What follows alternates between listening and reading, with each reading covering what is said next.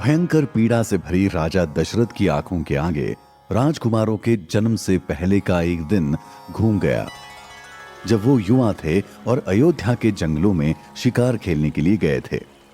नदी के पास उन्हें किसी जंगली जानवर के पानी पीने की आवाज आई और उन्होंने अंदाजे से ही तीर चला दिया। तीर निशाने पर लगा, लेकिन जो चिल्लाने की आवाज आई वो किसी जानवर की नहीं बल्कि इंसान की थी। दर्द में डूबी इंसानी चीख सुनकर राजा दशरथ तुरंत नदी के पास दौड़े तो देखा वहां एक युवक जमीन पर घायल पड़ा तड़प रहा था। तीर उसके सीने में जाकर लगा था। राजा दशरथ ने उनका तीर निकालकर उसे जिंदा रखने की कोशिश की, मगर घाव बहुत गहरा था। राजा दशरथ उसे गोद में लिए पश्चाताप के आंसू बहाने लगे। मुझे क्षमा कर दो, बहुत बड़ी भूल हो गई मुझसे। मुझे लगा कि कोई जंगली जानवर है। कौन हो तुम? क्या मैं तुम्हारे लिए कुछ कर सकता हूं?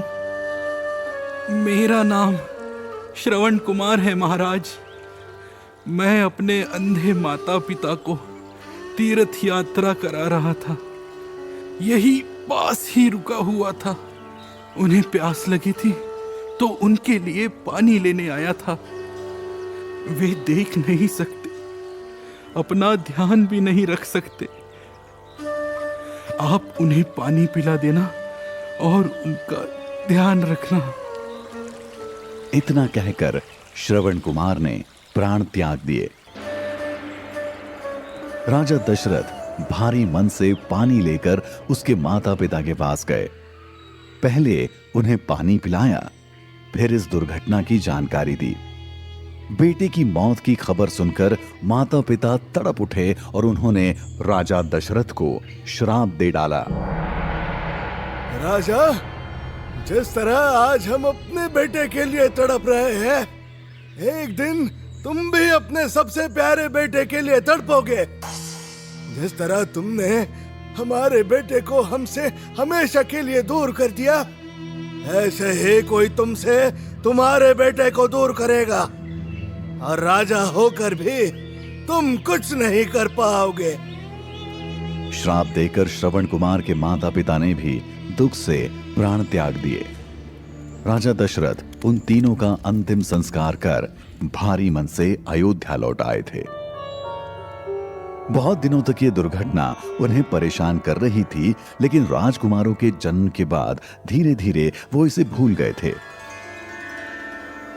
वो श्राप आज फल गया भगवान। इतने प्रायश्चित, इतने पूजा पाठ किए थे, मगर तूने मुझे क्षमा नहीं किया।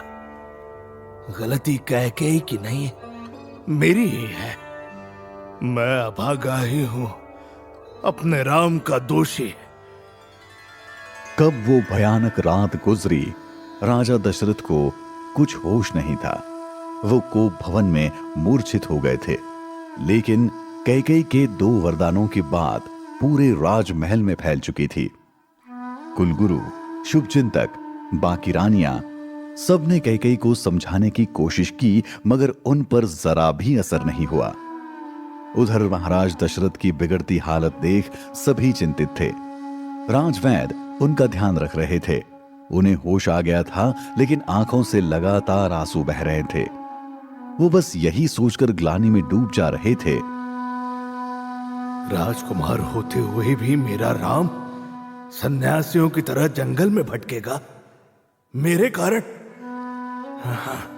काश मैं वचन देने से पहले ही मर जाता तो अच्छा होता। इधर दशरथ आत्मग्लानि से तड़प रहे थे। उधर रानी कौशल्या बेटे के वनवास जाने की खबर सुनकर बुरी तरह से टूट गई थी। श्री राम और रानी सुमित्रा उन्हें धीरज बंधा रहे थे, मगर मां का दिल कहां किसी दिलासे से समझता है। शांत हो जाओ मां। आप ऐसे हिम्मत हारोगी तो पिताजी का ध्यान कौन रखेगा? आप बहुत समझदार हैं, परिस्थितियों को संभालना जानती हैं। नहीं, मैं समझदार नहीं हूं पुत्र। नहीं जानती इस पीड़ा से फटे जा रहे दिल को कैसे संभालूं। मेरे बेटे को जबरन मेरी आंखों से दूर किया जा रहा है, वो भी 14 सालों के लिए। अरे क्या बिगाड़ा था मैंने कैकेयी का? हमेशा अपनी छोटी बहन ही समझा। भरत को राजा बनाना चाहती थी तो बनाती, किसी को कोई परेशानी ना होती। अरे मैं खुद भरत की मंगल आरती करती, मगर मेरे राम को वनवास। ऐसे कठोर वचन उसकी काली जबान से निकले भी कैसे? और महाराज ने भी इसे स्वीकार कर लिया। किसी ने नहीं सोचा इस मां पर क्या बीतेगी, किसी ने नहीं सोचा। श्री राम मौन खड़े थे, नहीं जानते थे बेटे से बिछड़ने जा रही मां को कैसे सांत्वना दे। इसका ज्ञान तो किसी वेद शास्त्र में नहीं लिखा था। राम पुत्र, तू ऐसा कर, तू मुझे भी साथ ले चल। हाँ, तू पिता के वचन से बंधा है, मैं नहीं। वैसे भी अब इस महल में मेरा मन नहीं लगेगा। यहाँ अब मेरा है ही कौन पुत्र? ये सुनकर सुमित्रा कौशल्या से बोली, ऐसा ना कहें दीदी, रानी कैकेयी की कुटिलता की वजह से आप हम सबको तो पराया ना करें। हाँ माँ, आपका महल में रहना जरूरी है। पिताजी का स्वास्थ्य ठीक नहीं। भरत, लक्ष्मण, शत्रुघ्न और सीता को भी आपको ही संभालना होगा। मुझ पर विश्वास रखो माँ। गुरुकुल में और ऋषि विश्वामित्र के साथ मैंने वन में बहुत समय गुजारा है, मुझे वहां जरा भी परेशानी नहीं होगी। तभी उस कक्ष में लक्ष्मण आ गए। हाँ माता, आप जरा भी चिंता ना करें। भैया राम को कोई परेशानी नहीं होगी। मैं हर समय उनकी सेवा में उपस्थित रहूंगा। ये सुनकर श्री राम ने लक्ष्मण को घूर कर देखा। ऐसे क्यों घूर कर देख रहे हैं भैया? मैं तो आपकी परछाई हूं, जहां जाएंगे साथ चलूंगा। ऐसा संभव नहीं लक्ष्मण, वनवास सिर्फ मुझे मिला है, तुम्हें नहीं। हाँ तो ठीक है ना भैया, आपको मिला है और मैं स्वयं ले रहा हूं। किसी धर्मशास्त्र में ये तो नहीं लिखा है ना कि अपनी इच्छा से वनवास नहीं ले सकते। ये उचित नहीं है लक्ष्मण। क्या उचित नहीं है भैया? क्या आपके होते हुए भरत का राजा बनना उचित है? क्या आपको वनवास दिया जाना उचित है? हर तरह से समर्थ होते हुए भी हमने इस षड्यंत्र के खिलाफ कुछ नहीं किया, ये भी उचित है। लेकिन जब लक्ष्मण अपने भाई की सेवा के लिए वन जाना चाहे तो बस यही उचित नहीं है। ये कहाँ का न्याय है भैया? तुम्हारा अभी विवाह हुआ है लक्ष्मण, जरा उर्मिला का भी तो सोचो। उर्मिला से मैंने अनुमति ले ली है, साथ ही मैंने उसे यह जिम्मेदारी भी दे दी है कि वह हमारे पीछे पूरे परिवार का और सीता भाभी का ध्यान रखे।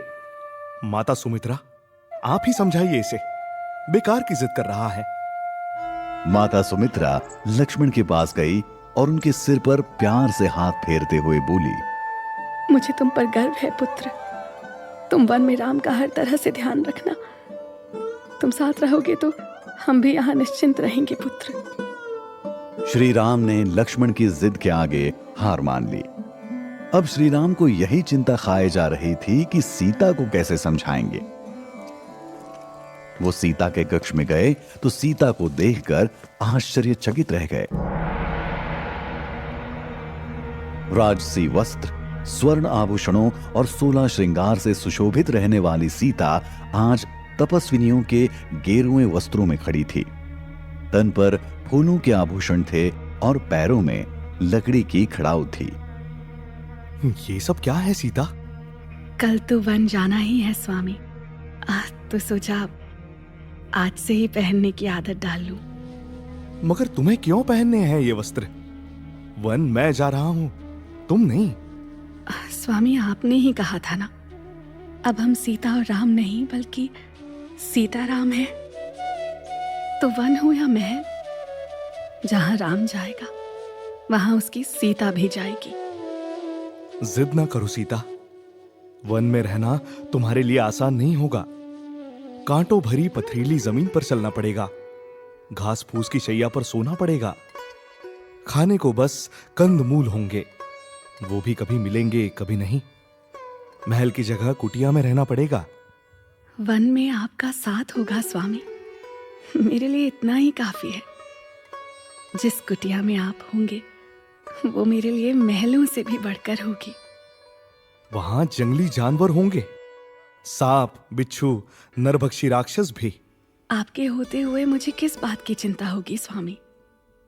आप पिता के वचन के लिए वन जा सकते हैं, तो क्या मेरी खुशी के लिए मुझे साथ नहीं ले जा सकते? स्वामी, मैं वचन देती हूँ, कभी भी आपके मार्ग की बाधा नहीं बनूंगी। जैसी परिस्थितियां होंगी खुशी खुशी रहूंगी। बस मुझे अपने से दूर मत कीजिए स्वामी। श्री राम के लिए शत्रुओं को युद्ध में जीतना जितना सरल था, प्रेम करने वालों की जिद को तोड़ना उतना ही मुश्किल। लक्ष्मण के साथ अब सीता भी उनके साथ वन को आ रही थी। श्री राम के वन जाने की तैयारी हो चुकी थी। कैकेयी के अतिरिक्त बाकी सभी के दिल टूटे जा रहे थे, आंखें लगातार बह रही थी। श्री राम भारी हुए हृदय को संभालकर पिता से वन जाने की आज्ञा लेने जा रहे थे और यही उनके लिए सबसे कठिन काम था।